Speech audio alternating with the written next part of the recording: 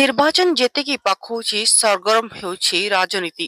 2024 ନିର୍ବାଚନୀ ପ୍ରସ୍ତୁତି ବୈଠକ ଆଜି ବିଜେଡି ଦଳ ପକ୍ଷରୁ ଡେଲାଙ୍ଗ ବ୍ଲକ ଅଧୀନସ୍ଥ ବେରବୋଇ ଗ୍ରାମ ପଞ୍ଚାୟତର ଉଦୟପୁରର ନିଜସ୍ୱ ବାସଭବନଠାରେ ପୁରୀ ଜିଲ୍ଲା ବିଜେଡି ଲୋକସଭା ପ୍ରାର୍ଥୀ ଶ୍ରୀଯୁକ୍ତ ଅରୁପ ପଟ୍ଟନାୟକଙ୍କ ଅଧ୍ୟକ୍ଷତାରେ ଅନୁଷ୍ଠିତ ହୋଇଯାଇଛି। ଏହି ବୈଠକରେ ପିପିଲି ବିଧାୟକ ଶ୍ରୀଯୁକ୍ତ ରୁଦ୍ରପ୍ରତାପ ମହାରଥୀ, ଡେଲାଙ୍ଗ ବ୍ଲକ ଅଧ୍ୟକ୍ଷା ବାସନ୍ତୀ ସାହୁ, ଉପାଧ୍ୟକ୍ଷ ଦୁର୍ବାସା ନିଶଙ୍କ, ଜିଲ୍ଲା ପରିଷଦ ପ୍ରସନ୍ନ ସାହୁ, ପୂର୍ବତନ ଜିଲ୍ଲା ପରିଷଦ ମଳୟ ମହାନ୍ତି, ଡେଲାଙ୍ଗ ବ୍ଲକ ଆତ୍ମା ସଭାପତି, ବ୍ଲକ ବିଜେଡି ସଭାପତି ବୈରାଗୀ ଜେନା ଏବଂ 21ଟି ଗ୍ରାମ ପଞ୍ଚାୟତର ସମସ୍ତ ସରପଞ୍ଚ, ସମିତି ସଭ୍ୟ ଏବଂ ଦଳର କର୍ମୀମାନଙ୍କ ସହିତ ଏସ୍ଏଚ୍ଜି ଗ୍ରୁପର ସମସ୍ତ ମହିଳା ସଦସ୍ୟମାନେ ଉପସ୍ଥିତ ରହି ଆଗାମୀ 2024 ନିର୍ବାଚନରେ କିଭଳି ବିଜେଡିର ବିଧାନସଭା ଏବଂ ଲୋକସଭା ପ୍ରାର୍ଥୀ ଦ୍ୱୟଙ୍କୁ ବିଜୟୀ କରାଯାଇପାରିବ ସେ ବିଷୟରେ ପ୍ରସ୍ତୁତି ବୈଠକ କରାଯାଇଥିଲା। ଶେଷରେ ବିଜୁ ଛାତ୍ର ନେତା ନିଜସ୍ୱ ଭାଷଣରେ ସମସ୍ତେ ଏକାଠି ହୋଇ ଲଢ଼ିବା ପାଇଁ ଦୁଇ ପ୍ରାର୍ଥୀଙ୍କୁ ବିପୁଳ ମାତ୍ରାରେ ବିଜୟୀ କରିବା ପାଇଁ ନିବେଦନ କରି ସଭା କାର୍ଯ୍ୟକ୍ରମ ଶେଷ କରିଥିଲେ। ଜୟ ଜଗନ୍ନାଥ। ଆମର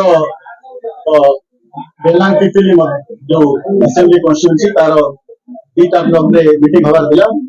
ପରଦିନ ଗୋଟେ ମିଟିଂ ହେଇଯାଇଥିଲା ପିପିଲିରେ, ଆଜି ଡେଲାଙ୍ଗରେ ପାଳିଥିଲା ଓ ସେଇଟା ଆଜି ଡେଲାଙ୍ଗରେ ଅନୁଷ୍ଠିତ ହେଇଯାଇଛି।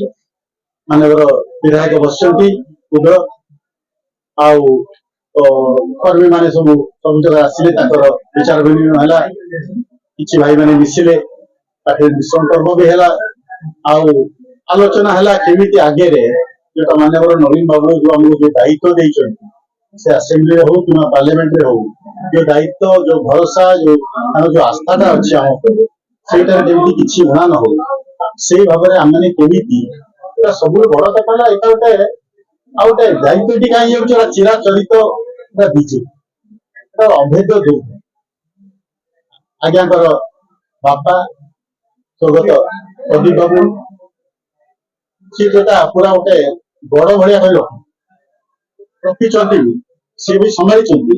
ତଥାପି ଆମେ ଗୋଟେ କହନ୍ତି କମ୍ପ୍ଲାସେନ୍ସି ଗୋଟେ ଆଶ୍ୱସ୍ତ ହେଇକି ବସିବା, ସେଟା ଆଦୌ ଉଚିତ ନୁହଁ। ସେ ଜିନିଷଟା କେମିତି ଆମେ ଆଗେ ବଢେଇବା, ମାନ୍ୟବର ମୁଖ୍ୟମନ୍ତ୍ରୀଙ୍କର ଯୋଉ ଯାହା ଯାହା ଗୁଡାଏ କାମ ହେଇଗଲା ତାଙ୍କ ଦ୍ୱାରା ବହୁତ କାମ ହେଇଗଲା। ଏଇ ଯୋଉ ଗତ ବର୍ଷେ ଦେଢ ବର୍ଷ ଭିତରେ ବହୁତ କାମ ହେଇଯାଇଛି ସମସ୍ତଙ୍କ ପାଇଁ, ସେଟା ବୁଝେଇ କହିବା କଣ କରିବା ମତେ ଲାଗୁଛି ସେଇଥିରୁ ହିଁ ଆମର ଦୁର୍ଗଣିତ ହେଇଯିବ। ତମେ ବହୁତ ଉତ୍ସାହିତ ଥିଲେ, ଆମମାନେ କମ ସେ କମ ମୁଁ ତ ନୂଆ ହେଇକି ଆସିଛି ଏଠି, କମ ସେ କମ ମତେ ଆଜି ବହୁତ ଆଶ୍ୱସ୍ତ ଲାଗେ। ସମସ୍ତଙ୍କ ମୁହଁରେ ଉତ୍ସାହ ଉଦ୍ଦୀପନା ଦେଖାଯାଉଥିଲା। ବିପୁଳ ସଂଖ୍ୟାରେ ଆମେ ଯେମିତି ହେଲେ ଆମ ଦଳ ଶଙ୍ଖ, ଆମର ଚିହ୍ନ ଶଙ୍ଖ, ଆମର ଦଳ ବିଜେଡି, ଆମେ ନିଶ୍ଚୟ ଯାହା ନବୀନ ପଟ୍ଟନାୟକ କରିଛନ୍ତି, ଧନ୍ୟବାଦ ଦେବୁ ନବୀନ ପଟ୍ଟନାୟକ ମିଶନ ଶକ୍ତି ଠାରୁ ଧରିକି ଆମର ଏଇ ଡେଲାଙ୍ଗ ବ୍ଲକର ଉନ୍ନତିକରଣ, ଅରାଗଡ଼ ପାହାଡ଼, ବିଶ୍ୱନାଥ ପାହାଡ଼, ଗାଦିକ୍ରମ, ସୋମନାଥ, ସବୁର ସଭ୍ୟପୀଠର ଉନ୍ନତିକରଣ, ପାଞ୍ଚଟା ବ୍ରିଜ, ବିଜୁ ସେତୁ, ସହିତ ଆମର ପ୍ରତ୍ୟେକ ପଞ୍ଚାୟତରେ 50 ଲକ୍ଷ ଟଙ୍କା, ତା ସହିତ 8 ଲକ୍ଷ ହରାଜପୁର ପଞ୍ଚାୟତକୁ ଏକ୍ସଟ୍ରା ଆସିଛି, 12ଟା କାମ ଆସିଛି, 4 ଲକ୍ଷ ଲେଖା ଅଭୟମୁଖୀ ପଞ୍ଚାୟତକୁ ଆସିଛି। କୋଉଠି କାମର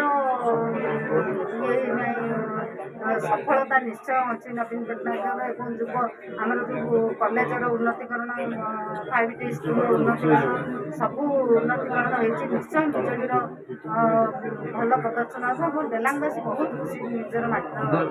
କହିବା ମହିଳାଙ୍କର କେତେ ରହିବ ଆଗରେ, ମହିଳାମାନେ କେତେ ବିଜେଡି ପ୍ରତି କେତେ ସମର୍ଥନ ରହିବ? ମୁଁ ଛାତିରେ ହାତ ବାଡ଼ି, ମୁଁ ଜଣେ ମହିଳା, ସେଇ ଗାଁର ମହିଳା ଥିଲି। ଆଜି ସେଇ ନବୀନ ପଟ୍ଟନାୟକ ଆପଣମାନେ ବି ସମସ୍ତେ ଜାଣିଛନ୍ତି, ମୁଁ ଗୋଟେ ଏସ୍ଏଚ୍ଜିର ମାଆ ଥିଲି।